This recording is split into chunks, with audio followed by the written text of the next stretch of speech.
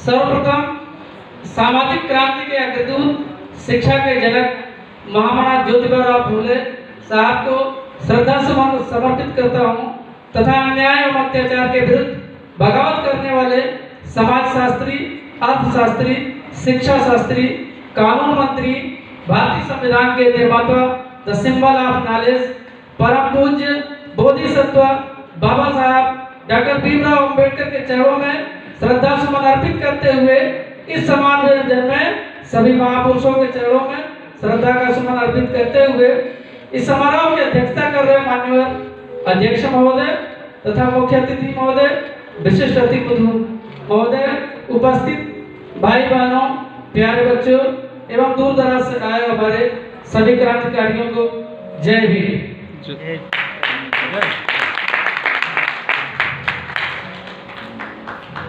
आज का जो द्वितीय प्रतिनिधि सत्र का जो विषय रखा गया है, लक्ष्य प्रेरित जन जागृति ही सामाजिक एवं आर्थिक बराबरी स्थापित कर सकती है। यह पूर्णतः आज के परिप्रेक्ष्य में 101% सही बात है, क्योंकि जब तक आप किसी चीज का लक्ष्य निर्धारित नहीं करते आप उस लक्ष्य तक कभी नहीं पहुंच सकते। इस लक्ष्य को पाने के लिए जो 4 आयाम और जो 4 बिंदु स्थापित किए गए हैं, उसमें सबसे पहला है शिक्षा।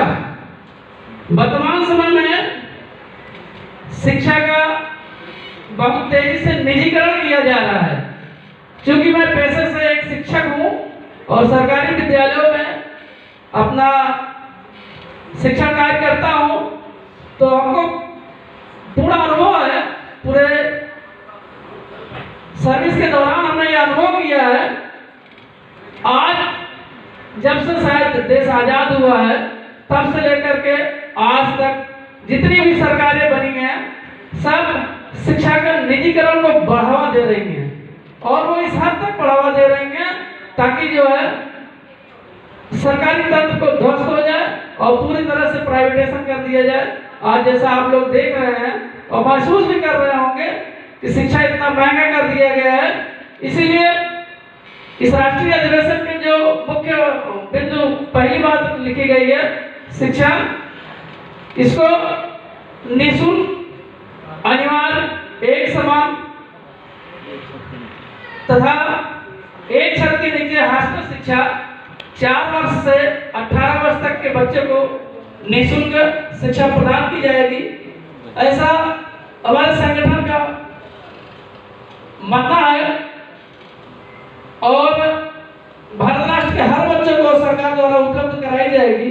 18 वर्ष की आयु के बाद उच्च शिक्षा भी कंपटीशन के आधार पर सरकार द्वारा निःशुल्क उपलब्ध कराई जाएगी। इससे भारत का जन संसाधन विकसित होगा।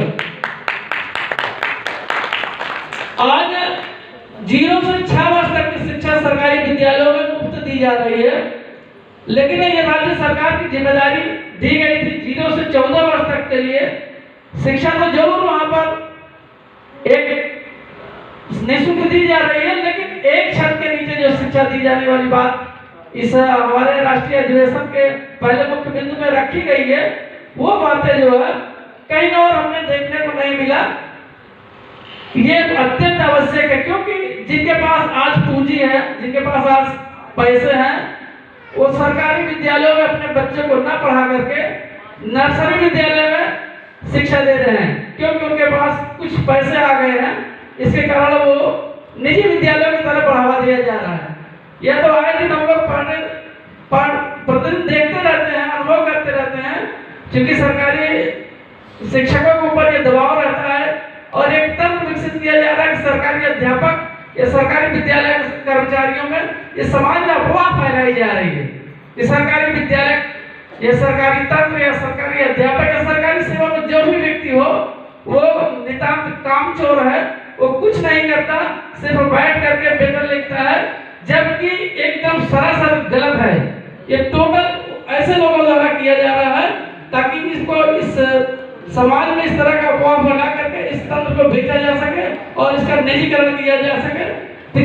इसके सबसे ज्यादा पीड़ित आने वाला जो बहुजन समाज है वो होने जा रहा है। अगर इसका राष्ट्रीयकरण नहीं किया गया, शिक्षा का राष्ट्रीयकरण नहीं किया गया, तो निश्चित रूप आने वाले समय में हमारे बच्चे को न तो कहीं नौकरी मिल पाएगी, ना ही कहीं जो है उनको ना ही नौकरी मिल पाएगी, ना ही उनको कहीं जो है कहीं किसी प्राइवेट विद्यालय में 15,000, 10,000, 12,000 की नौकरी करते हुए मिलेंगे। ऐसा आपको भविष्य में अभी से ही महसूस हो रहा है, क्योंकि निजी क्षेत्रों को सरकारें, जितनी भी सरकारें आएंगी सारी सरकारें बढ़ावा देने का काम कर रही हैं। और दूसरा है स्वास्थ्य शिक्षा। स्वास्थ्य शिक्षा आज इतनी महंगी हो गई है, किसी भी सरकारी हॉस्पिटल, आप प्राइवेट हॉस्पिटल में चले जाइए, वहाँ कंपाउंडर से लेकर के डॉक्टर तक का एक प्रोफेशन बन गया है, एक व्यवसाय बन गया है, वहाँ धन उगाही का साधन बन गया है। इसलिए जो है राष्ट्रीयकरण उसका भी होना चाहिए, निःशुल्क और अनिवार्य। जब तक व्यक्ति स्वस्थ नहीं रहेगा तो कोई भी काम समाज का या देश हित का काम नहीं कर सकता। इसलिए स्वस्थ रहना व्यक्ति का बहुत अनिवार्य होता है। दूसरी जो महत्वपूर्ण बात इसमें लिखी गई है कि स्वास्थ्य जो है हर व्यक्ति का ये मौलिक अधिकार है।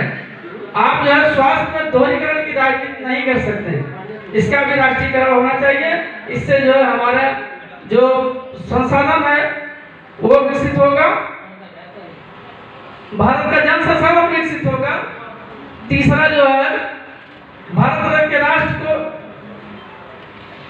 तीसरा मुद्दा जो है राष्ट्रीयकरण का है। भारत राष्ट्र के संसाधनों का निजीकरण गैर बराबरी का जनक है। भारत राष्ट्र में कल कारखाने, उद्योग धंधे, व्यापार, मठ मंदिर, अखाड़े, आश्रम, एनजीओ इत्यादि का राष्ट्रीयकरण किया जाना चाहिए। आज आप देख रहे होंगे देश के सर्वोच्च संस्थान जो बड़े बड़े पूंजीपतियों के पास है, उनका राष्ट्रीयकरण न करके निजीकरण किया गया है। इसलिए आज बेरोजगारी की समस्या अपने देश में चरम पर है। बहुत से पढ़े लिखे युवा पढ़ लिख के डिग्रियां लेकर के 5,000, 8,000, 10,000, 12,000 की नौकरी करने के लिए दिवस है। उनको ऐसा किया जा रहा है, इसके पीछे बहुत बड़ी साजिश है उन पूंजीपतियों को, ताकि जो है आने वाले समय में उनको आर्थिक रूप से गुलाम बनाया जा सके। जब आप आर्थिक रूप से गुलाम बन जाएंगे तो निश्चित रूप से जो पूंजीवादी लोग होंगे जो चाहेंगे वो आपसे करा लेंगे।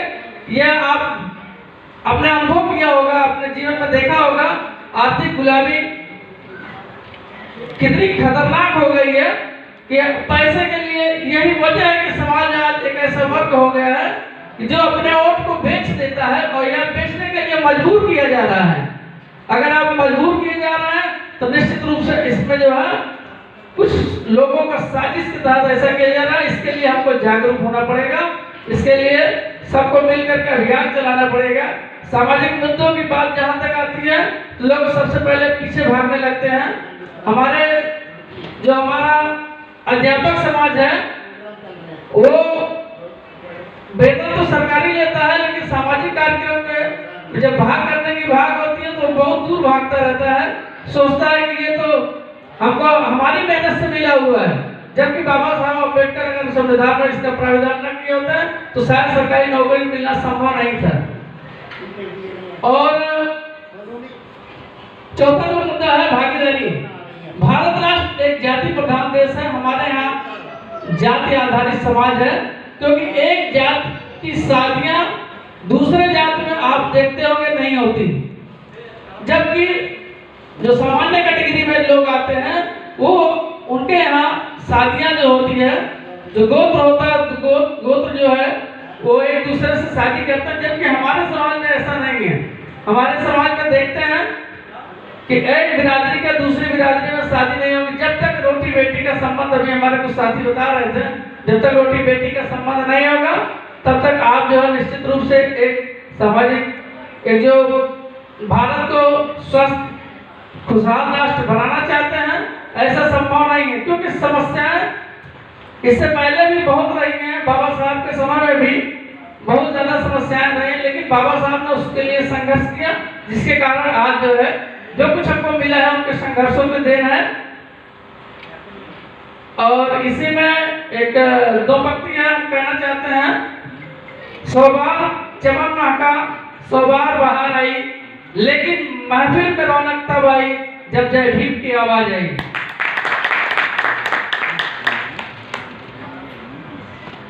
कुरान कहता है मुसलमान बनो, बाइबल कहता है इंसान बनो, गीता कहती है हिंदू बनो, लेकिन मेरे बाबा साहब का संविधान कहता है इंसान बनो।